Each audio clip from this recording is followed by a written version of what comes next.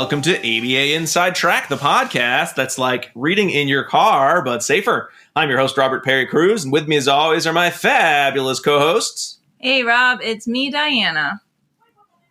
And it's me, your friend, Jackie. I had a bit planned, Jackie. You've sabotaged it with your... What was so interesting that you weren't ready to talk about behavior analysis and behavior analytic research on our podcast that comes out every week on a given topic? I was just staring into space, Rob. Just staring into space.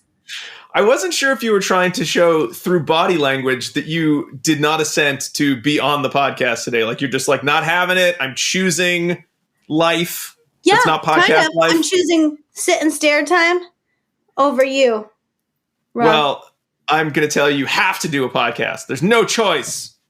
I'm going to flip my computer over, Rob.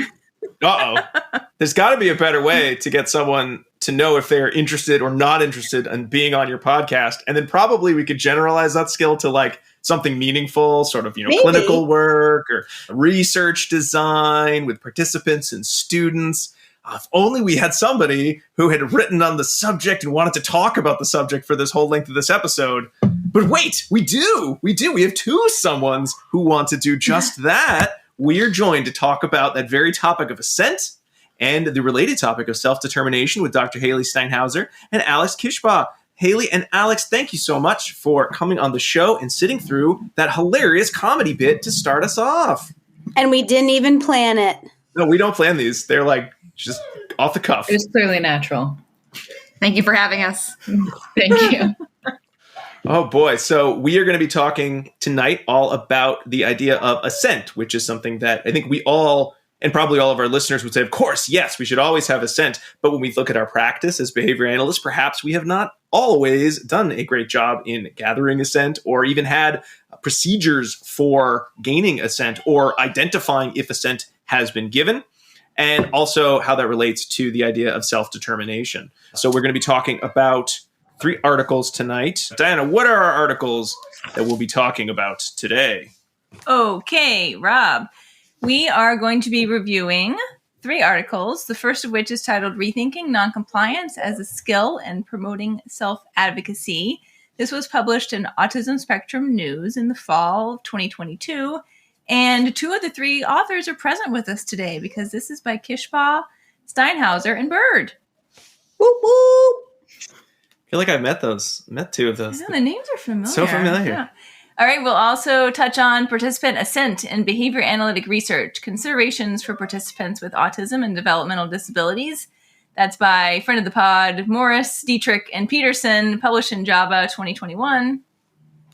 And minimizing escalation by treating dangerous problem behavior within an enhanced choice model. An awesome article by Roger Raman, Hanley, Gover, Stalbot, Simcoe, and Mitras. That was published in Behavior Analysis and Practice 2022. All right. A lot of friends of the pod in these authorships. How nice. We're very fortunate on our show.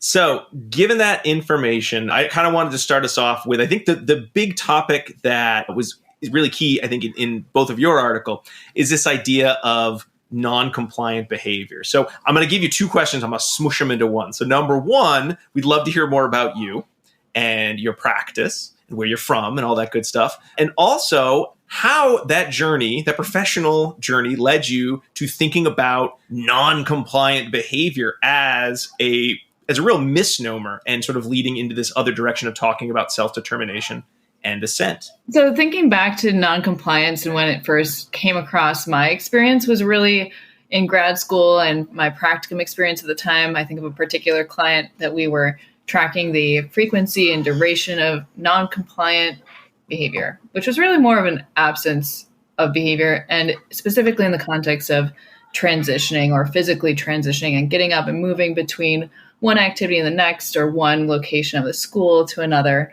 Then working with that client again years down the line and working to promote successful transitions. So that was one in particular experience that I really was thinking about when we were writing the article in Autism Spectrum News, was really about that earlier years of tracking the frequency and duration of those non-compliant episodes, but then working with them, that same client later, and having very specific measurement of trying to promote that independent or successful transitions and breaking it down really into a shaping procedure, looking at those smaller, shorter transitions or from a high preferred activity to high preferred activity and all those different ways that we could really get them to opt in and what we were trying to promote rather than decreasing non-compliance, however, or whatever that is, and looking at what we're trying to promote and really how did that client benefit from it.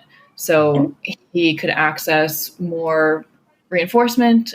He was walking to the gym, walking to the cafeteria, walking into fun things that he could also build a lot of skills. So that was one particular case that was early in my behavior analytic career. Then I got to work with again. And even the framing had changed in my experience and the other behavior analysts on the case. So that was a big one for me as far as noncompliance goes. And do you want to tell us who you are and like where you came from? I'm Haley Steinhauser. I'm originally a Midwesterner. A little bit of that you'll hear in my tone, or maybe if I say bag or anything like that. But I am currently at Melmark, New England as the Director of Clinical Services, but I do have my early behavior analytic roots at the University of Wisconsin-Eau Claire, which you have a few other behavior analysts from there as well. Mm-hmm. And I mostly work in a clinical setting, love research always, and really trying to bring that scientist practitioner concept into my work as a behavior analyst. But that's me. I guess I should introduce myself too. I'm Alex Kishbaugh. We have a similar background in that we both work at Melmark, New England now. I'm the Director of Adult Services, which is nice because it gives me a lot of room to kind of explore self-advocacy, self-determination, and really what makes a good life for an adult receiving our services. And we happen to be friends and colleagues. Nice. It's nice when that happens and a plan comes together. I don't know where that happens otherwise. Right? I don't know where that happens. Bye, Jackie. We do joke that this entire topic has, and maybe this entire podcast or some version of it, already happened around a bonfire. So, right? We're just welcoming everyone into the bonfire experience. I like that. I hope Rob there's will have to put in marshmallows. the fire crackling background. I have a fire crackling sound effect from somewhere. I have can make saved it. Ready? All these years. No. You sound like Merman from the old He-Man TV show. No, thank you. I do all the sound effects. She does. Yes, you're a Foley artist over here. Alex, Perfect. Is your experience sort of with, non-compliance similar to Haley, a client, everyone said, oh, that's non-compliant behavior, or were there differences sort of in how you kind of came to identify something as non-compliant, then moved away from wanting to use that term or feeling it was appropriate?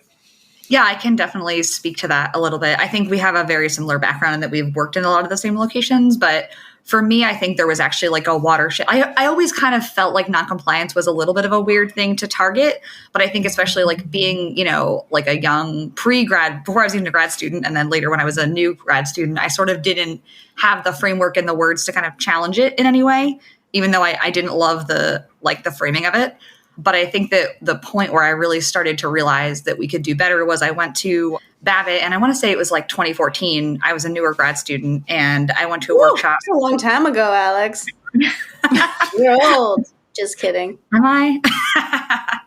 I went to a workshop that Peter Gerhardt was leading, and he said something along the lines of that, thinking about noncompliance and safety, and that someone can't be safe, sexually safe, if they can't be noncompliant.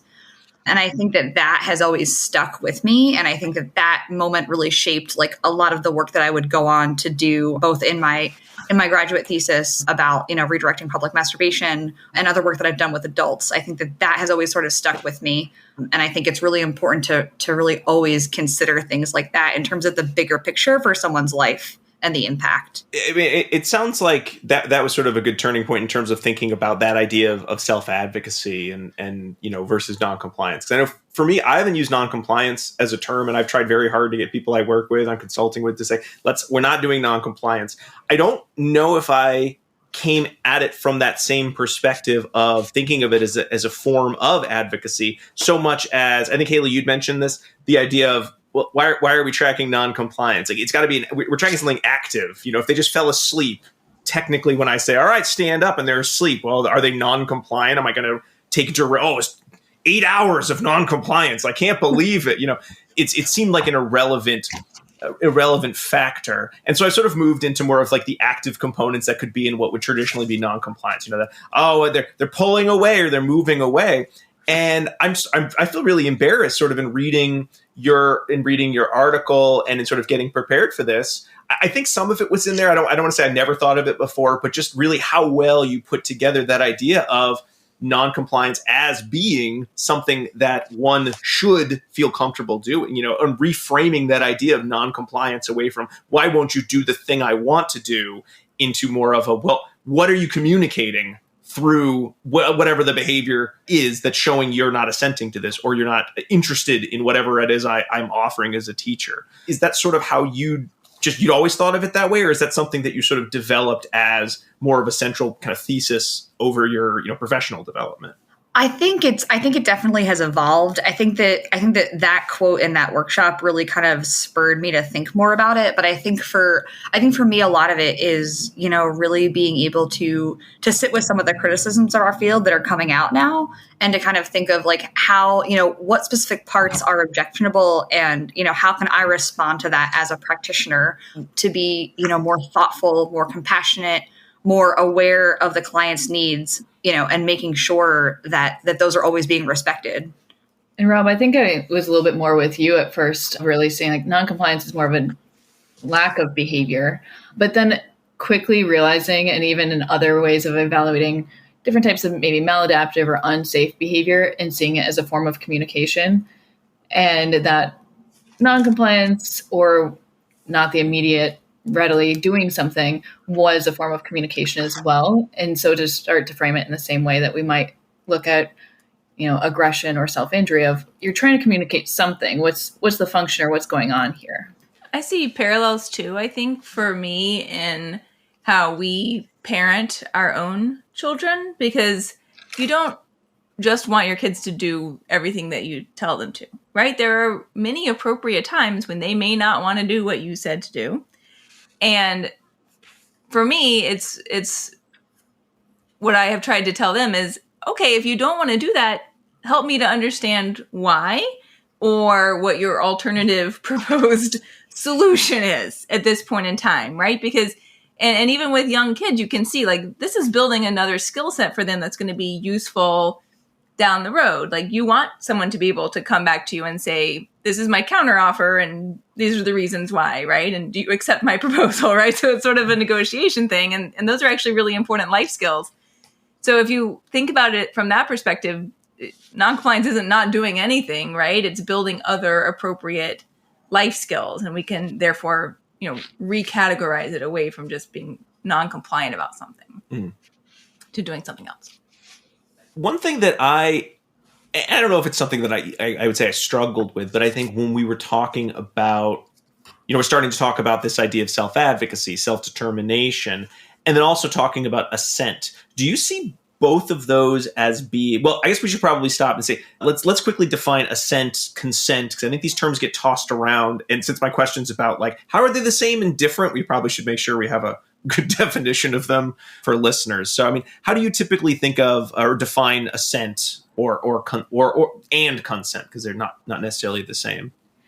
Yeah, when we were working on putting together our thoughts for this article, I feel like I went back to definitions a lot, and a variety of different definitions, just to make sure we were talking about the same thing, like in any work that we're doing. But really conceptualizing consent as giving permission for something to happen or to do something. And then assent being really closely linked to that, but more of like an agreement or approval for that to happen. But seeing those as slightly different in that oftentimes an individual who's going to experience something can give consent for themselves. At times, especially with working with developmental disabilities, perhaps there's a guardian or we're working with a child who has that guardian is giving or parent is giving the consent, and the child is more of agreeing to it. Again, that is tricky as far as how do we get assent from a particular individual that may have more limited communication, and we may need to get more creative. I think there's some great work that's outlined in the Morris and colleagues study as far as how can that be done. And that's also a topic of conversation that continues to happen. In research, we have more of that legally authorized individual providing permission to participate in that research. But that's essentially how I see it. Alex, do you have anything to add? No, I think I'm really on the same page with you. And I know we were kind of talking about this in terms of how to link all of that to noncompliance. And you had a really good thought in terms of, noncompliance is basically a form of self-efficacy that's not socially recognized. And I think that that's important to highlight because I think it can be looked at as a negative thing. But if you kind of change the wording and change the framework, you can really kind of understand better where someone's coming from and what their perspective is in order to really, better serve them and better help them as a therapist. Or even that non-compliance is withdrawing consent. When I read that, I'm not when I read it in your paper, but when people started speaking up about that blew my mind because I remember when I first started in the field, they were like, if you do a demand, you need to follow through, right? Nothing else matters except you following through with this one demand. And I remember sitting with a child, a really young kid, and I asked him to sit in his chair and he just didn't want to. Did it matter? No, it didn't matter, right? But I had to spend 5 hours just waiting for him to sit in the chair, being sit in the chair, sit in the chair, sit in the chair. But did that matter? I mean, he could have probably done the work sitting up too. And now I reflect back on that. And I'm thinking that's not just my own experience. I think that was behavior analysis of the times of the olden times and maybe still now, right? That people say you need to follow through the demand. But I don't think that's necessarily the case, right? And now I look back and I'm like, poor kid. He had a lot of energy. He just wanted to sit up. He could have done everything standing up. He didn't actually have to sit down. So that's what I think about when I think about noncompliance and does it really matter? Right. And yeah, I'm really glad you brought that up because I think that leads into one of our notes for another question. So I'll kind of take us down that road. But I think a lot of it is it's really important for us to recognize as clinicians, our own biases and our own histories that we're bringing into these things. So really kind of taking a moment to reflect, why do I want this person to do this thing? How important is it really? Could there be another way that I'm not thinking of? Should I really be pushing this? Or, should I really kind of take their cues and, try a different path, try a different way, wait till later? And that, you're right, Jackie, that wasn't really how, behavior analysis was taught to a lot of us when we were younger and when the field was still figuring itself out. And I think to a lot of extent really still is. And I think it's really important to recognize where we've been with this stuff in order to really do better going forward. I know one of the things that I was really surprised of, and I don't remember if you were there, Jay, but I know last year at the Babbitt, one of the Babbitt social events, I know Cody Moore spoke on Assent. So some of the similar themes that were in the article, but I don't remember if he cited sort of how few studies, I think he may have, but just how few studies in leading behavior analytic journals actually seemed to remark on Assent, whether or not it was and he gave some reasons. It could have been an oversight. It could have been technically informed consent cannot be given by a lot of the participants who would be in a study that might be, published in a behavior analytic journal based on their, disability type, their language. So it may have just been sort of a foregone conclusion that I don't have to report on this in the paper because it wasn't part of my, IRB procedure. But overall, just the idea that we have so few Assent procedures being discussed or reported on outside of maybe the sort of, they gave Assent and only a few articles really talking about what goes into Assent, just in that one component of our work, which is our kind of our research component of our field. So I'm assuming that means that we're probably also not doing a lot with Assent in our day-to-day work with adults or teens or younger students, elementary students, whatever age. I'm kind of asking for a little bit of a conjecture, but I mean, we sort of jumped around it a little bit, but do you have any sort of feeling? I don't think we have any research necessarily on this, but as to why that might have been, even if we talk personally about why Assent just seems like something that is only now becoming a discussion point. I know it's been discussed before. It's not like no one's ever mentioned it. So right now on this podcast here, but it hasn't been as much of an issue or something that was part of necessarily our training in some ways. Do you have any kind of thoughts? I mean, and they're probably going to be personal to you because I can't imagine they're, in a book anywhere. And I think that one of the things that we've talked about together is the importance of social validity. I think that the field has paid a little bit of lip service to that before, but I think it's something we're actually really taking seriously now.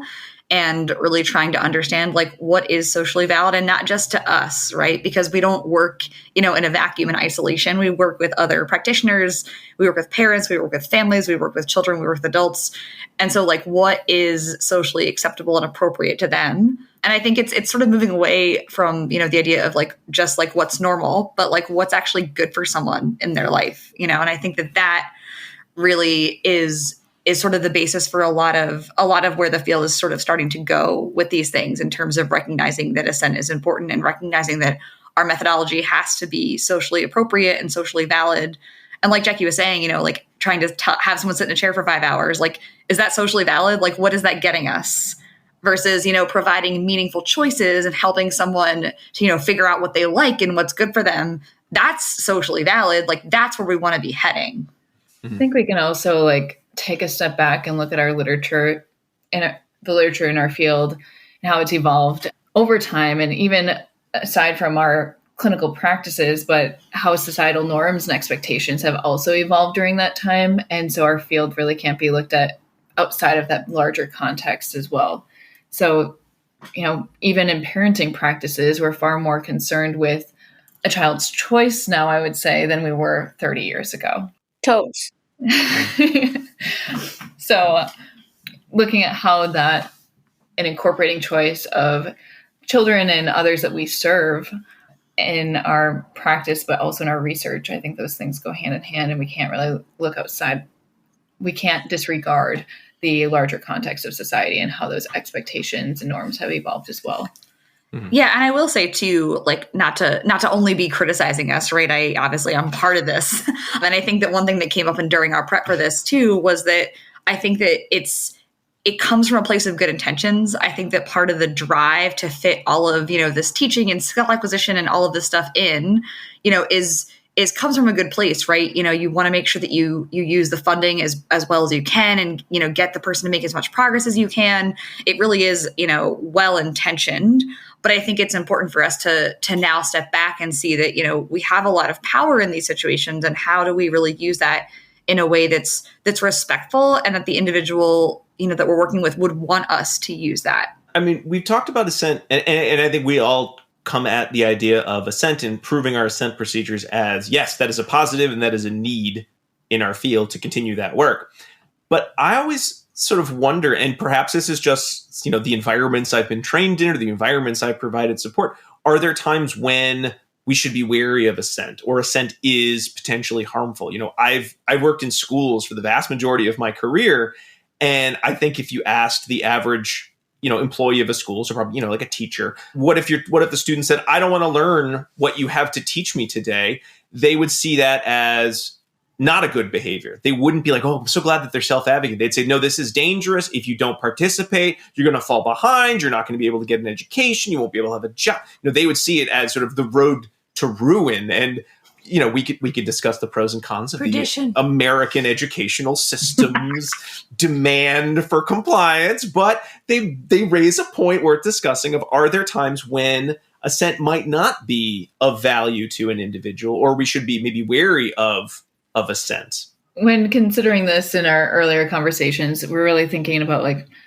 one thing that we really came down to was that context matters and it depends, like many things in our clinical practice. I think I've heard that phrase more in all my clinical work and my graduate studies than anything else. And it's also dependent on the person and context. So you're talking about schools. There are many ways that we can incorporate assent that's not just I don't want to learn this today. But maybe those other questions of what is a bit more flexible does it need to happen right now? How does it need to happen? Are there other resources that we could pull into how we learn that? All of the many ways that maybe it doesn't need to happen the exact way that it's communicated the first time, but maybe there's some room for that negotiation or cooperating together. I think that's also tied back to some of what you see more in parenting practices now. There's a little bit more of that conversation than it needs to happen my way. Because I said so. Yeah. Yeah. I love the because I said so. Well, and I think too, and this is the point of making the article too. I think it's really important to like get really curious, right? You don't need to like run a full FA if a child's like, no, I don't want to do this. But I think it really like it helps a lot to ask them, like, why don't you want to do this? Like, what's going on here? Like, instead of getting, frustrated that, your demands aren't being complied with, instead, kind of get curious about it. Why don't you want to do this? What's going on? What about it is objectionable to you? Like, are you not feeling well? Is it boring? Like, how can we work together to, again, cooperate to make this something, or even explaining the rationale? Like, you might not like learning fractions, but like, guess what? Like, you're going to have to be able to, split the bill someday when you're out with your friends. I think that those conversations are just important to be having with our learners, even if we do have to teach them things, even if we do have to kind of proceed with things. I think that having the conversation is just a lot more respectful and, will get us ultimately like a lot further towards like what we want. One thing that I was like reminded of when I read this article and the others that we chose today is in Skinner's work in our graduate studies, we were all taught like the organism is always right.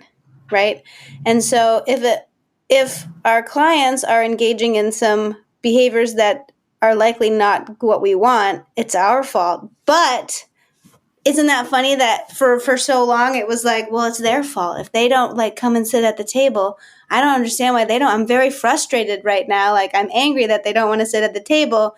But, like the central premise is that the organism is always right. So it's actually our fault that they don't want to sit at the table. And I think it's our funny job to figure out what's going on. Yeah, like, and why. And so I thought, it brings good parables back to the foundation of our field and how we might have gone astray a little bit, right? When thinking about like the teacher-student dynamic. Do you know how I do my FA for why the kid doesn't want to be in the classroom? I go into a classroom, and if I can't make it to 15 minutes without thinking, God, I wish I were anywhere else right now, the function is they're bored. I haven't written it up yet, but I think it's going to be hot. I think it's going to be a big one. And I think one of the best the setting conditions. We'll say that. I think one of the best FAs I did one time was I was debriefing with a client after some challenging behavior. And I was just talking to him about it. And I was like, hey, like, what happened there? What were you thinking? What was going through your head? And he was like, well, I was bored and I wanted attention. And I was like, thank you so much for your honesty. Like, thanks for telling me. Like, let's work on fixing that. You saved me so much time. Oh my God. I'm just going to write that on real fast. Great. It was great. And I was just like, I think that we should do this. It was funny too, because in my head, I was like, wow, am I a real behavior analyst? Like right now, I'm literally asking this man about why he did something. But I mean, he gave me way more valuable insight than I would have gotten doing any kind of experimental shenanigans. He flat out told me. Yeah. And more quickly. Yeah. Too. Yeah. And I was like, great. How do we solve this? Let's work together. This reminds me too of my work that I did with really young kids, like really, really, really young. And a lot of my staff and teachers had this same type of training, right? Where it's like, we have to see all of this through. And if there's an issue, then that issue needs to get resolved before we can move on to anything else. And I would encourage them to just like take a step back and get their bearings in that situation, right? So like, you have a little kid, something is wrong. There is crying, right? Something's going on. So even before we can try to figure out like, what is it about this scenario that you don't potentially assent to, it's even more basic than that. Like, what of your basic needs are not being met right now? Because almost always with little kids, like, that's what is happening. Are you hungry? Is it nap time? Right? Are you overstimulated? Are you understimulated? Etc. Do you just need a hug? Like, any of those things might need to be met first, and then you can sort of sleuth out, is there some aspect of this particular activity to which you dissent, right? But sometimes it's even preceding that. And like Jackie said, like, we lose our way and becoming so fixated and fearful on what if we accidentally reinforce something, right? What if this happens to be or become escape maintained or attention maintained? This is the first time the child has been told to sit and hasn't sit, and it's my fault if I don't follow through. And he'll never sit again. I know. Yes. You're probably the 50th person this child is like, I don't want to go on to sit with you. You're not the first one. Yeah. So we get, really focused on these like potential situations, and we're ignoring the actual situation that's right there in front of us, which is a small human who needs help. Mm-hmm. I think that example, Diana, directly reminds me of something I encountered recently. And how you describe considering all these other needs is really seeing them as a human first and foremost. Yeah. Like, what are your human needs going on? Because there's this much bigger context than the immediate demand or ask of you. And let's address that first. And I think that's really compassionate care in many ways, and really being compassionate about all of the different things going on with that human outside of that immediate context.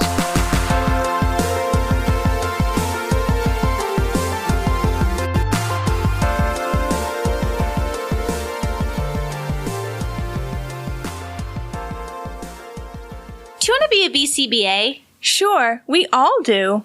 Now you can come to Regis College in Weston, Mass. to get your graduate degree. Choose from any one of these courses. Masters of Science in Applied Behavior Analysis. Masters of Science in Special Education. Dual degree in Special Ed and ABA. Or be eligible for your postmaster's certificate. You can complete your degree and be ready to sit for the exam in 2 years. And our 2017 grads had a 100% pass rate on the BACB exam. Come enjoy practicum placement support, ethics mini handbooks, PhD-level professors, small class sizes, and a service trip to Iceland. If interested, don't delay. Supplies are limited. Learn more at regiscollege.edu. Again, that's www.regiscollege.edu, regiscollege.edu. One more time, www.regiscollege.edu. See you there!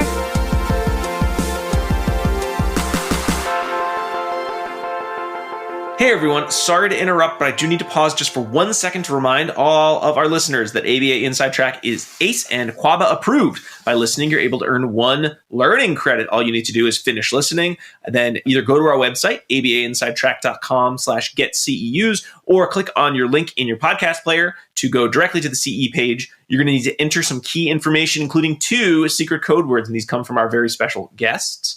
And the first of those code words is unicycle, UNICYCLE.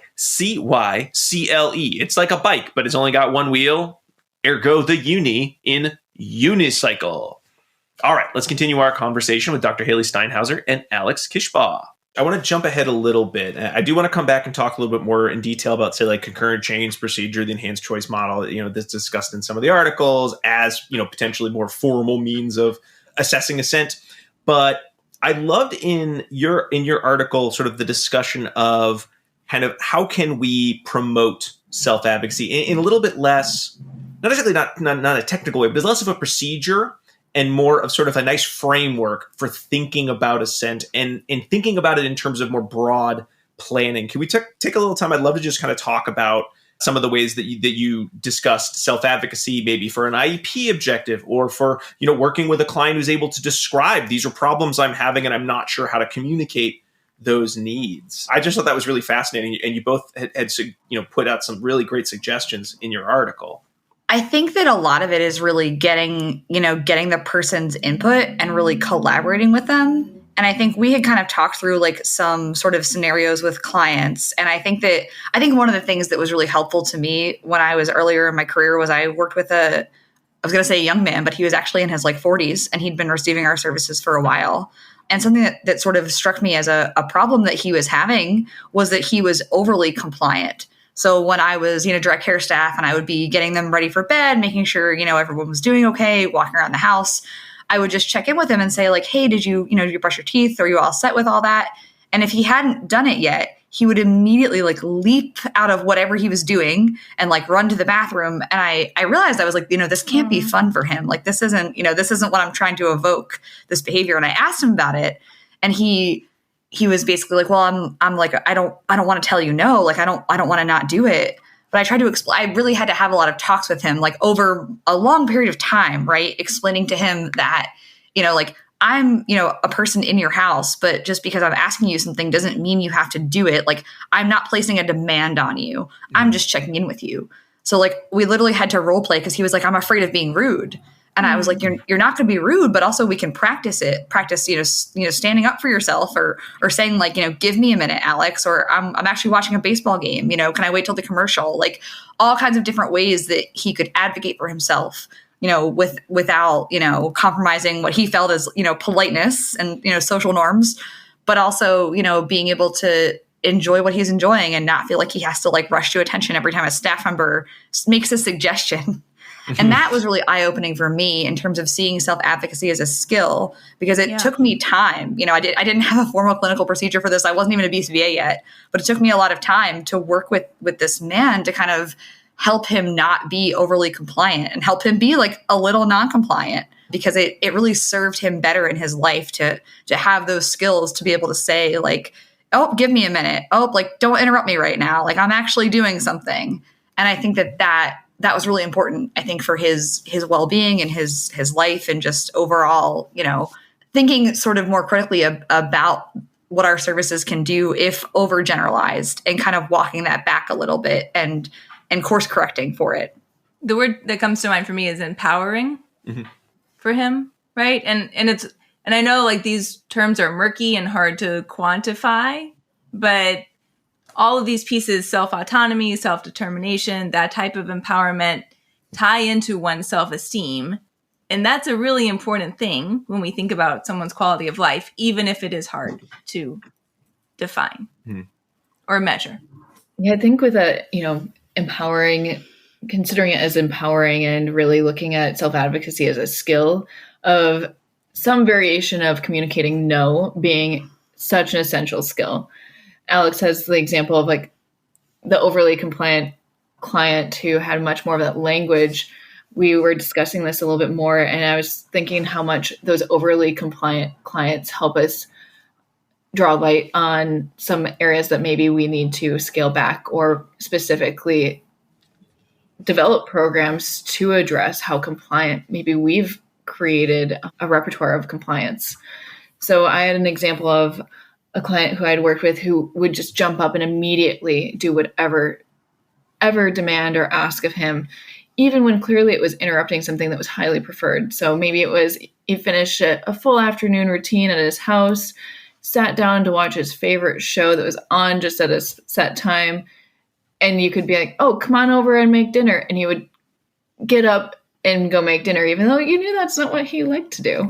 So with that little less communication skills for the client, I couldn't necessarily have this conversation about, role plays and different examples of, empowering him with that conversation, but rather systematically finding ways to teach him to say no when we knew that there was something else he would rather be spending his time doing, and prompting that no and different variations of it, and then building on that communication. So it was like just completing that afternoon chore routine, sitting down, and then asking him something. And I'm like, I'm going to prompt him to say no at that time. That's a good time to say no.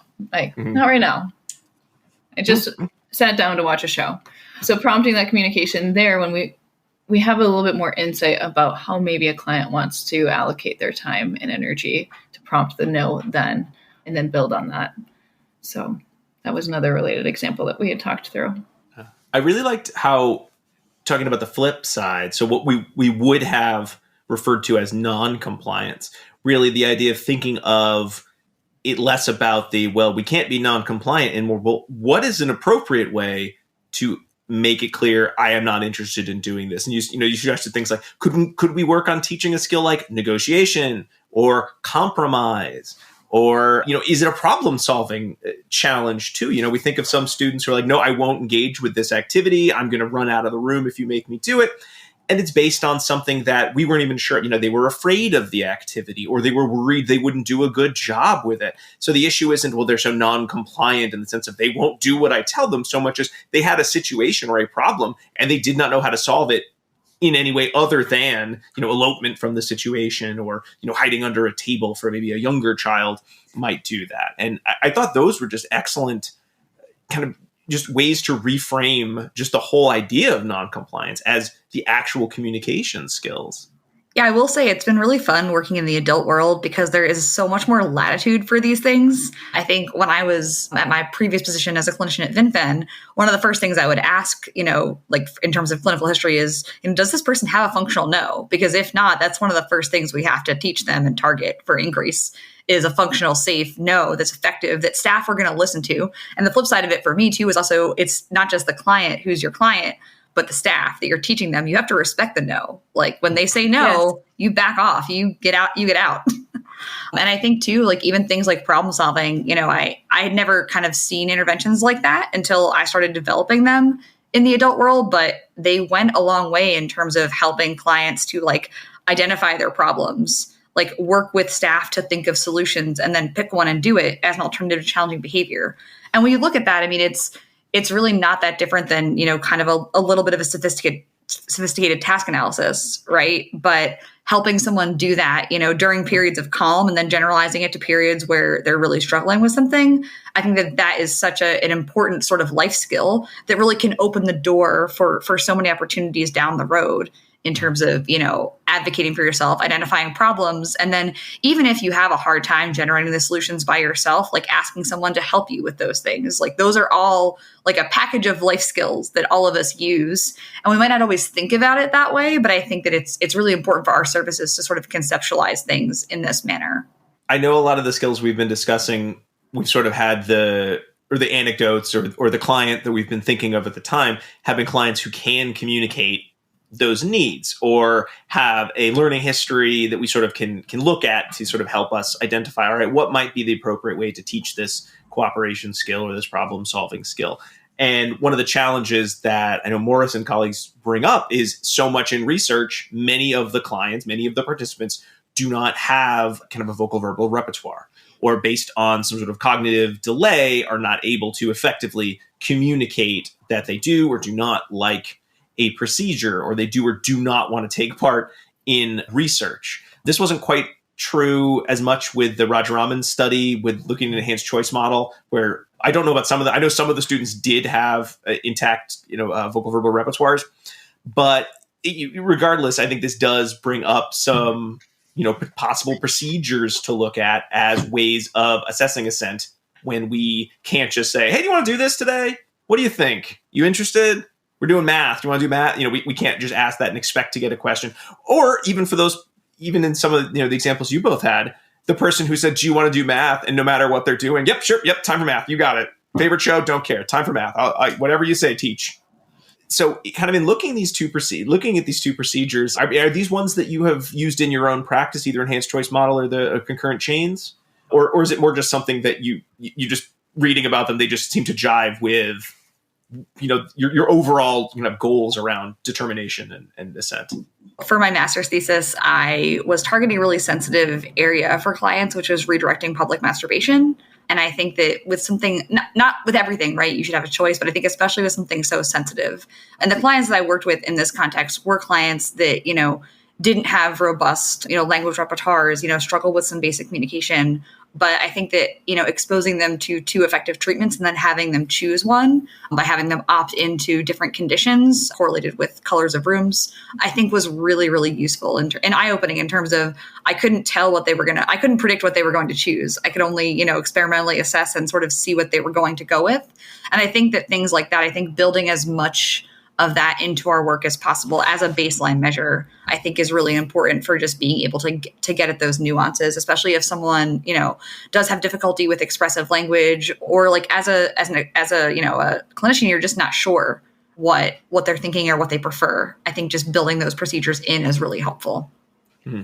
One thing that's not directly that, but definitely related that I've incorporated into a lot of my practice is really looking at anytime we identify an escape maintain behavior of thinking, yes, do they have communication to escape, not just engaging in some type of unsafe or maladaptive behavior, but also really encouraging clinicians and the staff working directly with an individual to think about what about that context is aversive? What makes it worth escaping? How do we make it less aversive? So yes, have that function-based intervention in terms of identify an adaptive alternative behavior that is function-based to achieve the same outcome as some type of challenging behavior that's maintained by escape, but also self-assess on what is happening in that context to make it aversive, to make it worth escaping. And how do we make it less aversive? And so I think that's really tied to some of the concepts behind the enhanced choice model of how do we get that opting in? And I think you still can quickly go down the rabbit hole of let's not just manipulate things so much that we then see it as somewhat coercive, but really that it's still a choice to be opting in to instruction or whatever it may be. And I think we talked about coercion, I think prior to the start of the podcast today, in terms of, context matters, right? It's really hard to remove coercion entirely because unfortunately the world does run on that and we all need to do things that we don't want to do. Like, that is a fact.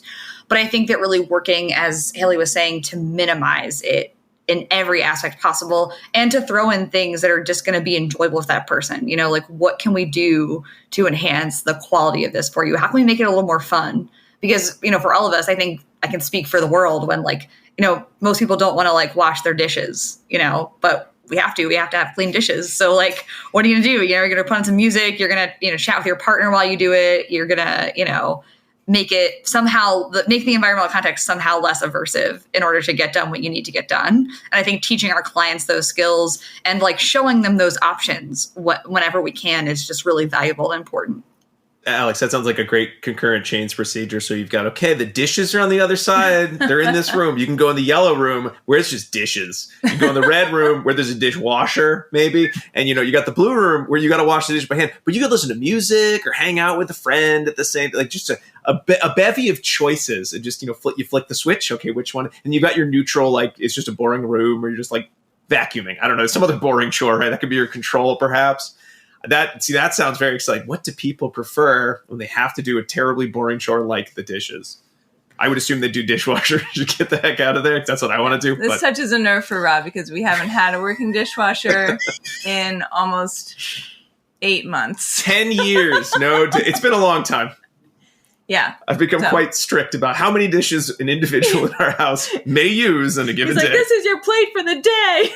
I think too, though, in all honesty, even thinking about how you guys divide up the chores amongst yourselves in your household, I have some clients who hate a certain chore and I don't know why they hate it, but it's is it really this important that he sweeps the floor? Or if this doesn't play to his strengths or his interests, maybe we just skip it. Maybe we just let the guy mop, maybe we have somebody else do the sweeping. I think just even things like that where it's does he really have to? Because there are probably some adults that don't sweep their floors before they mop them. We all know who they are.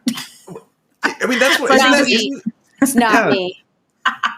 But I think just relaxing a little bit and being what is actually important here, I mean, I think we started talking about, the idea of advocacy is kind of a part of, any sexual behavior. I feel like dating behavior, part of it is at some point you have the conversation with your partner about what are the things, if we're going to cohabitate, what are the things that you like to do that I don't like to do, and how are we going to make this work? Because if everybody loves cleaning the toilets, but nobody wants to wash the dishes, there's going to be a fight eventually. That could end your relationship. You just wash the dishes in the toilet. No, easy, solved. You just do both of them. Do you want to? You wash them in the toilet. Oh, I see. use the flush action. That's right. That's gross. Do you clean the dishes or the toilet first? Is the question. Gross. I mean, that's how we should set up our adult houses is match the clients who like doing different chores and have them all live together, So there's one person who can take out the recycling, one person who really likes to sweep the floors, just balance it out with how they live together. Yeah. And you can get at that different ways, right? And that's what you were saying before. And I love the point that you made that you really didn't know beforehand which of these treatment options was going to be preferred in your master's thesis, right, Alex?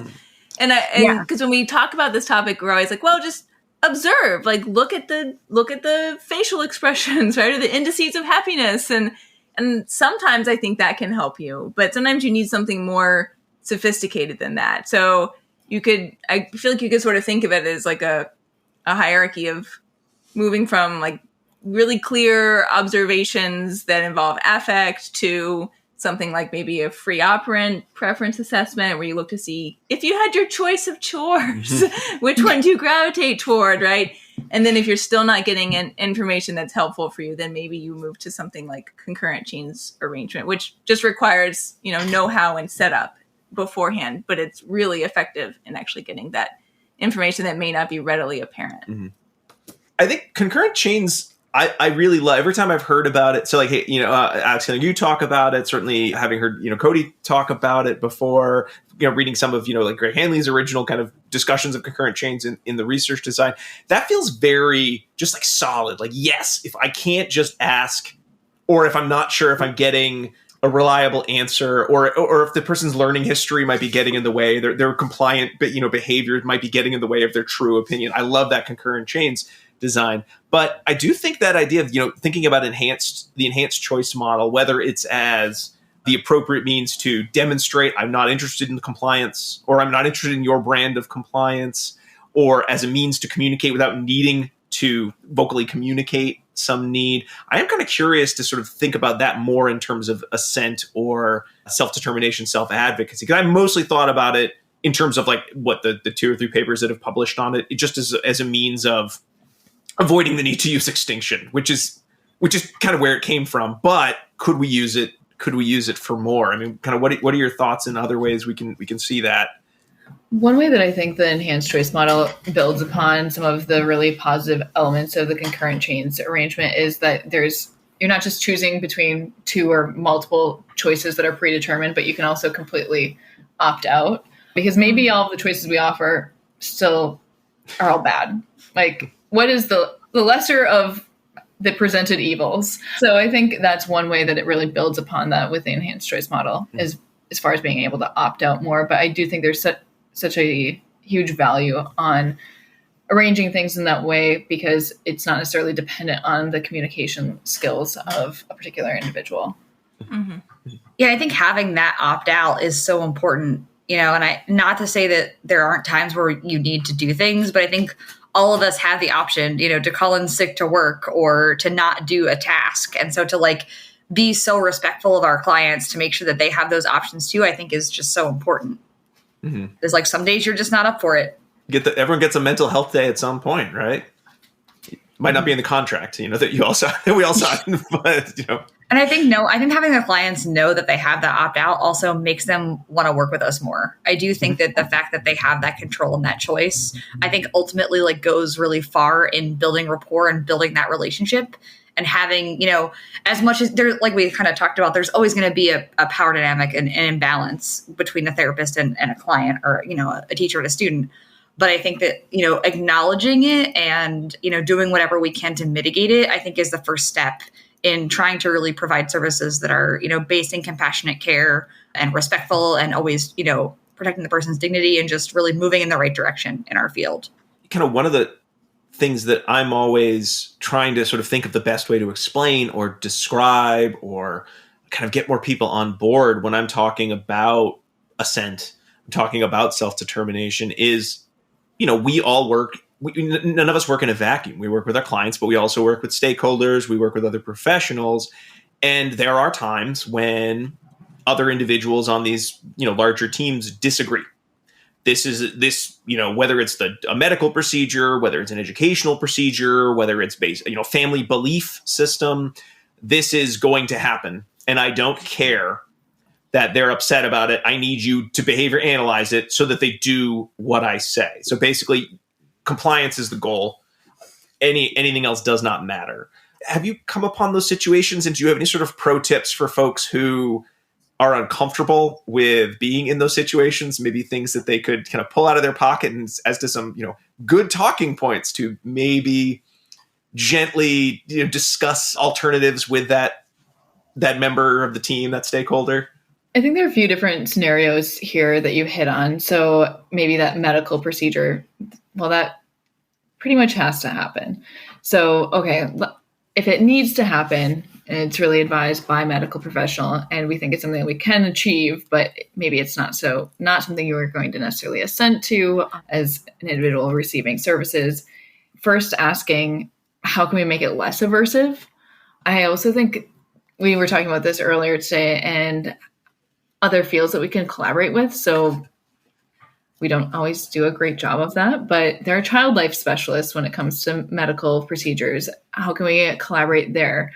A lot of it is more of those antecedent kind of approaches, similar to how you might arrange an enhanced choice model of opting in because, hey, there's some fun things happening and there's interaction here. And yes, something's going to be a little less pleasant for a while in the context of medical procedure, but how can we make that better for the individual experiencing it?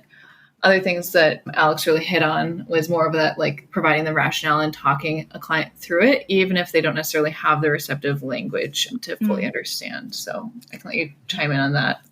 Yeah, I mean, I just think in my experience, that's so important. Even if you're not sure what pieces someone, is able to receptively, take in, I think the fact that you're talking with them in like a calm manner and you're kind of explaining it, I think it goes back to even the basics of like presuming competency, like just presume the understanding. And even if it's not there, you're not going to do any harm by, treating them respectfully and talking them through it. And in fact, they might be taking in a lot more than, you really can fully see on the surface. And so doing that, I think just like it calms them down too. And I think it just sets the tone for this like respectful, calm, approach that I think really buys you a lot.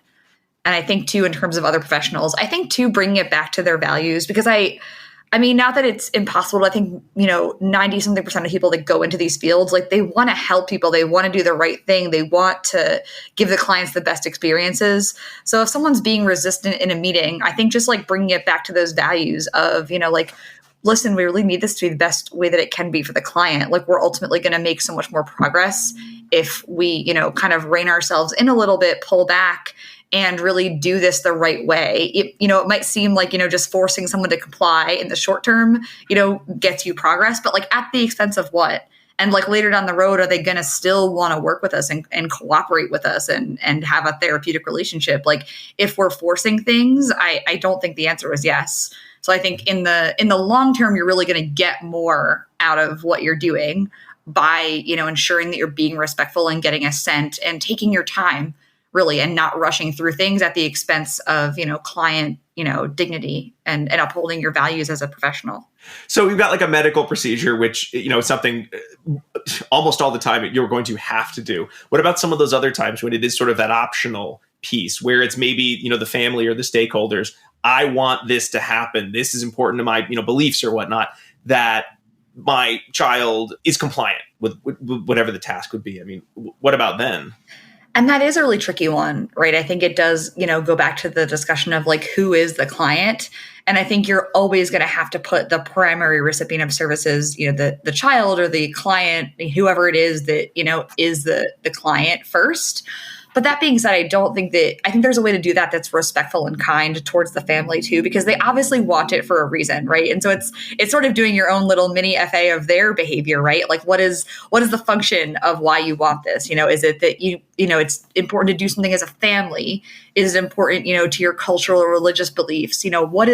What is that, and how can we maybe modify it in a way that, you and your family still get the benefit of this without putting the child, through something that's really difficult and, not aversive and maybe traumatic for them at times. So I think it's really like assessing that and working with the family. I think a lot of it is just really being really open-minded as a clinician, but also being really attentive to those sort of nuances and details. And again, how can you modify the environment or modify the task to be, less objectionable to the learner?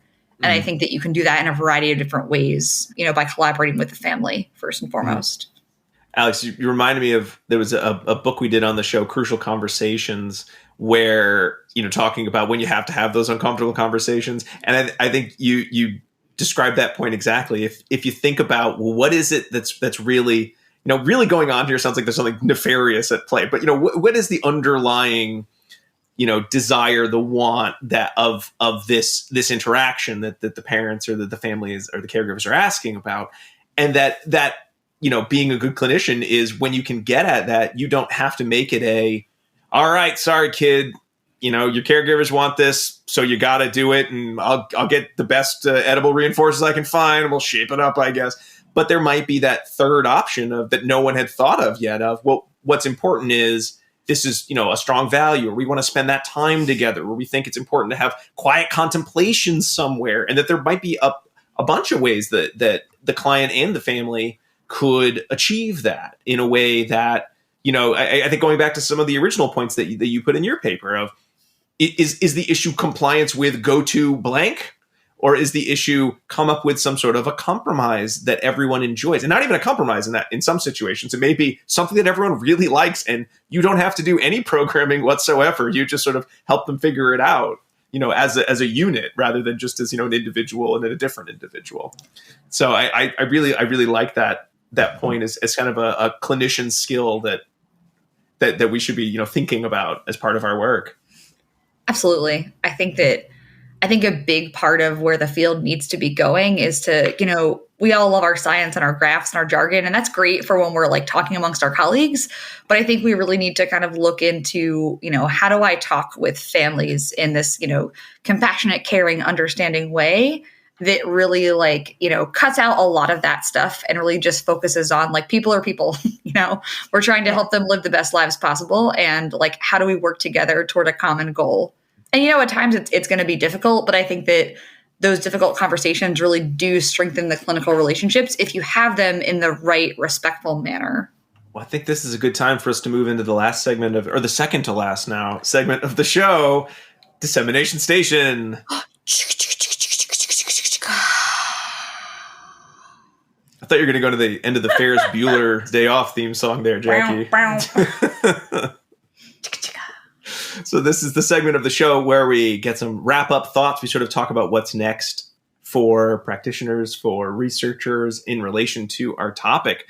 And I do think, and we haven't really talked exactly about it, but I know in some of the papers, I do think it's a little early. And as much as I know I would like to say, great, I'm going to use enhanced choice model. I'm going to use concurrent chains design with all my procedures.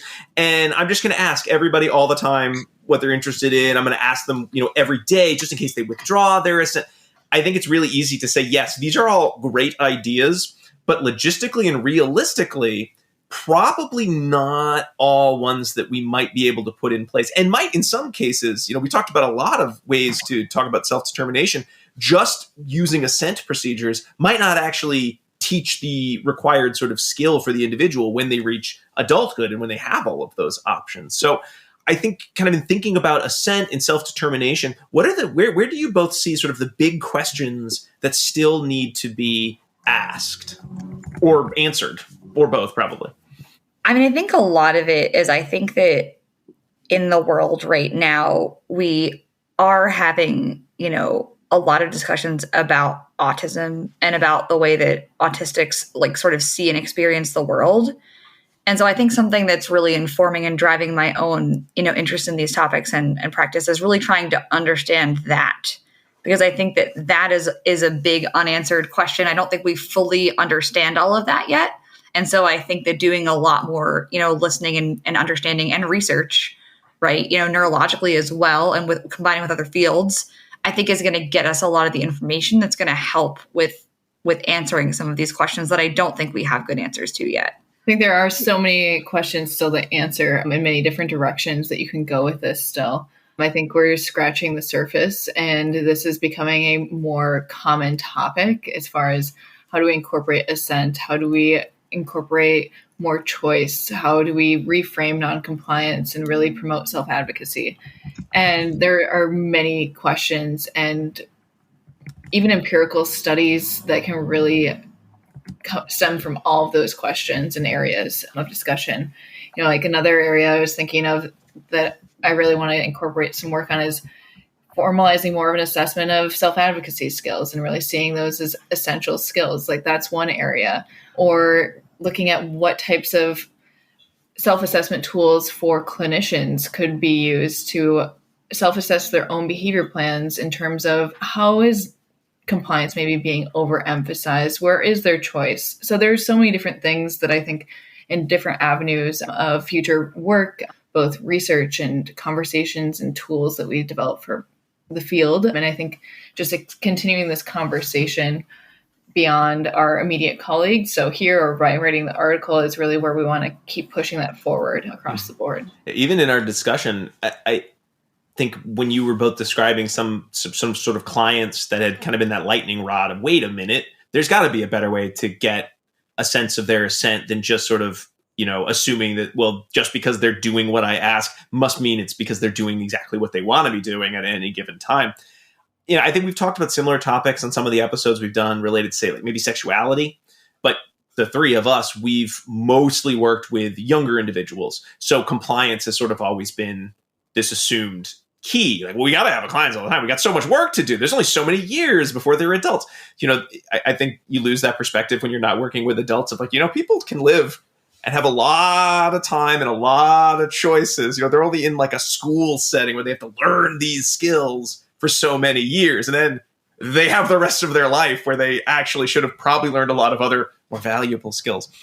But, just thinking about that role play around compliance, just how you think, oh, well, it's so easy. You just tell them sometimes you can say no. And if they have this learning history that's all been about comply, how, what extra pieces, modeling, role play, feedback do you have to put in? How much does it have to be scripted? Are you making good choices for the individual of these are the situations where you should say, no, not right now? Or how do they phrase it? Or what's the audience? Because I know for me, if I were working on the program, that the way you described it, well, yeah, they're sitting down for their favorite show. Of course, they should tell me, like, get the hell out. I'm not doing that right now. I'll do it later.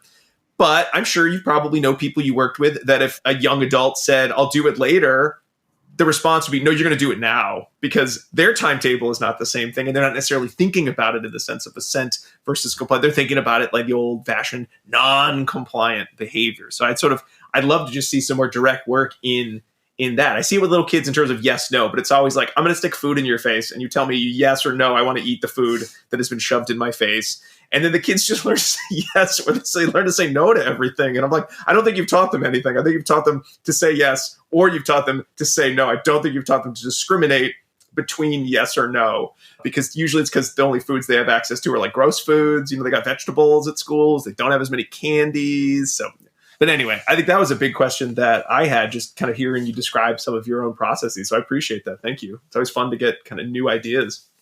In this conversation, my takeaway is respect begets respect, right? So you present respect to your client, and it lessens that power dynamic between, and everyone's more willing to kind of give each other more leeway and more benefit of the doubt. It's an earned respect on our part. And I like your point about children too, Rob. I think that something that I would even recommend that people do is to get rid of the word noncompliance. Like, just throw it out.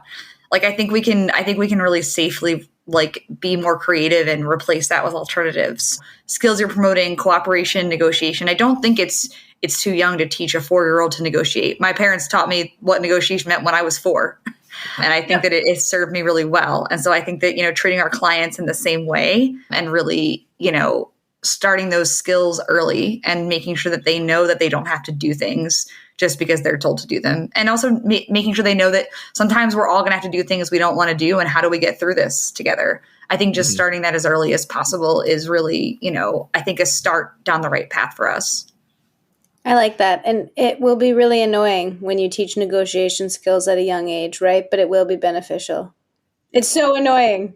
You just want them to do what you want them to do, but it actually is a better skill for them to be able to argue their way out of it if they really don't want to do it. But it is annoying. You're like, can you put these shoes on? And they're like, well, chat. I'm like, okay, whatever. Just put on, pick your shoes. I don't care. Good argument. But pick your shoes. I think that's always a fear I see more in schools. But at the same time, most children just like to do the thing that they know is going to lead to more praise. And usually that's being compliant with the teacher demands. So honestly, even not teenagers, though. Nothing works. Yeah, I think research tells us that nothing works with teenagers. You've got like a 4-year span. Just forget it. It's over. Just... Research demonstrates. Hopefully you taught them negotiation skills so they can tell you to get lost. And it's like, well, at least I know it's under the control of, this appropriate man as opposed to just problem behavior. So good job me. I did it. But, most children, they'll learn the lesson and then they'll just kind of do what you tell them to do anyway. So I don't know if that's not compliance. It's a little different. It's complicated because, we all do things that we know other people want us to do, even though we would not choose to do them for other complex reasons. So I don't think it precludes that you also are giving, assent and being self-determinate when you are mostly compliant. But I think you both gave some great examples of the exception that sort of proves that that's not always, compliance is not always an appropriate goal, specifically in how it can, impact someone's ability to enjoy their lives. kind of one final thing while we wrap up. If we sort of talked about a few of these, but if you had to tomorrow tell everyone who's listening, hey, if you could just do the following thing, please do this. It would go so far in terms of supporting client rights and this work towards self-determination and assent.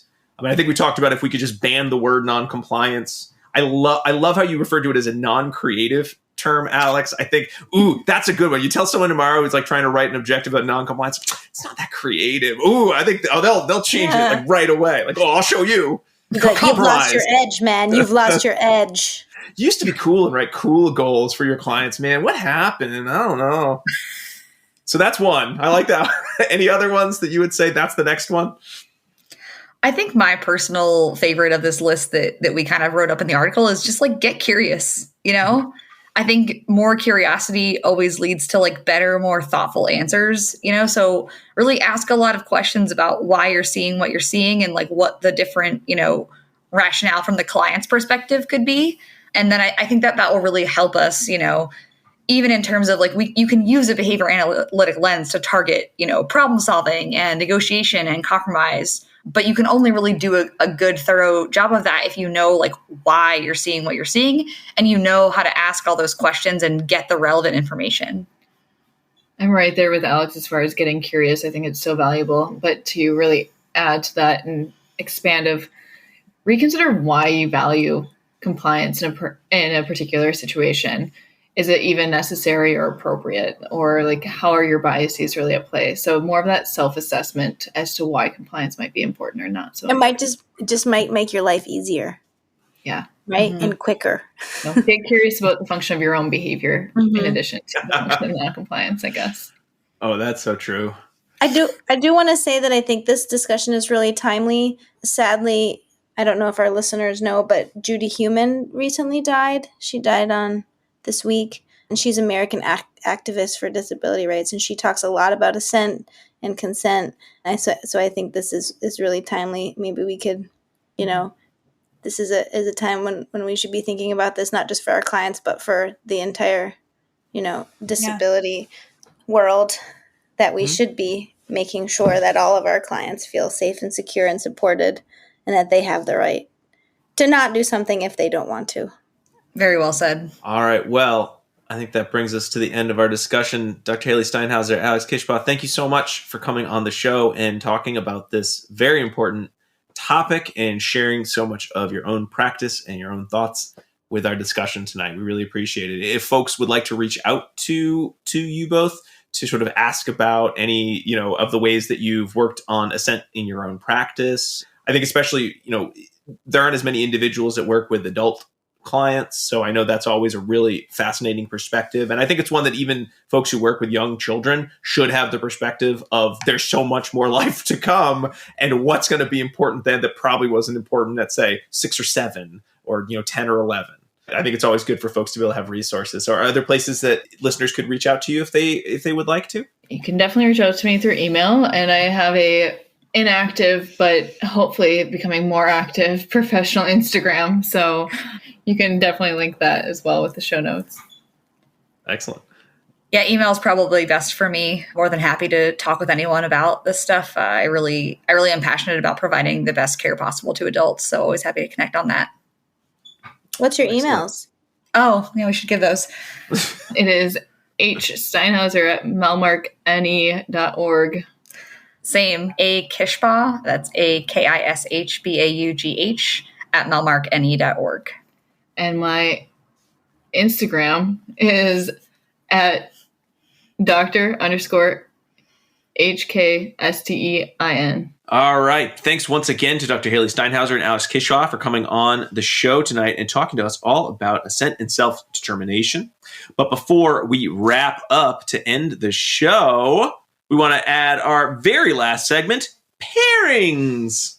Yay! Hi, it's me, Diana, here to talk to you about pairings. So if you liked this episode, there might be some other episodes that you want to go revisit.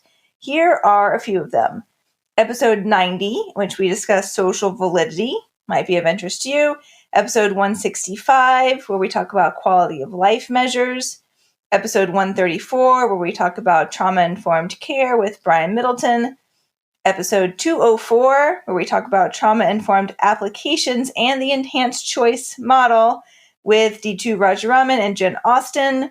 Episode 214, where we talk about compassionate care with Jessica Rohr and Mary Jane Weiss. And I also thought you might want to go back and check out one of our early book club double features, which was episode 67 and 68 on the power of positive parenting with Glenn Latham, because a lot of these... Not with Glenn Latham. Oh, no, I'm sorry. He had passed away at the time of recording. So a lot of these same topics are visited in that context as well. So any of those might be ones you want to kind of check out with this episode. And also, in accordance with this episode, I like to plan a snack or a drink to go with. So for this one, I felt like an appropriate choice would be tacos. Okay. I thought maybe you'd ask me why. Why? Oh, well, Rob, I think that tacos would be a good choice because you can do so many different things with tacos. Now, it is true that some people just don't like tacos, and we should respect their decisions. But if you aren't sure about tacos, it could be that there are just some aspects of tacos that we could change for you to make them more enticing, right? So you could have beef, pork, chicken, vegetarian, shrimp tacos. You could have hard tacos. You could have soft tacos. You could make like a taco lasagna thing. You could have taco salad. And still, if none of those things float your boat either, you could have a Choco Taco. Oh, those are good. Exactly. So there are lots of different ways that you could interact with tacos, which may end up providing your assent for the taco party. And if not, that's okay too. Thank you so much, Diana. You are so welcome. Appreciate it. And finally, let's give some special thanks to folks out there. Certainly thanks to all of our listeners for continuing to listen to the show. If you are new to the show, we'd appreciate it if you subscribe. You can find us online, all sorts of places at abainsidetrack.com, where you can find links to all of our previous episodes, links to the articles that were discussed on this and our other episodes, and to purchase CEs. And speaking of CEs, you probably want your second secret code word, which is Avery. AVERY. It's a name of one of our special guests, feline friends, Avery. A lot of other places you can find the podcast online. You can go to our YouTube page where these episodes are posted with the YouTube subtitling feature.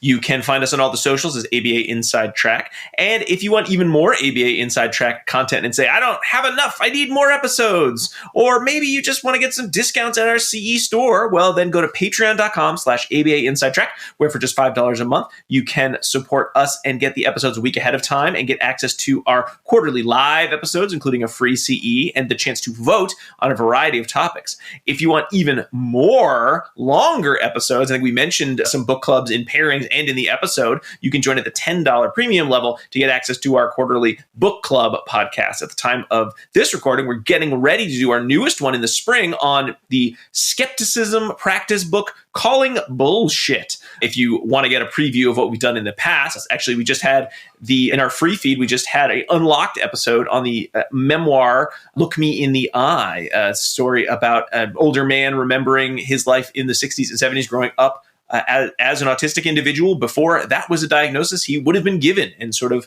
how he made his way in the world and all of his adventures, many of which are very humorous. So again, if you want to hear that actually is on the free feed. But if you want even more book clubs, patreon.com/ABA Inside Track. And some final thanks to Dr. Jim Carr for recording our intro and outro music, Kyle Sturry for our interstitial music, and Dan Thabit of the Podcast Doctors for his amazing editing work. We'll be back next week with another full-length episode. But until then, keep responding. Bye!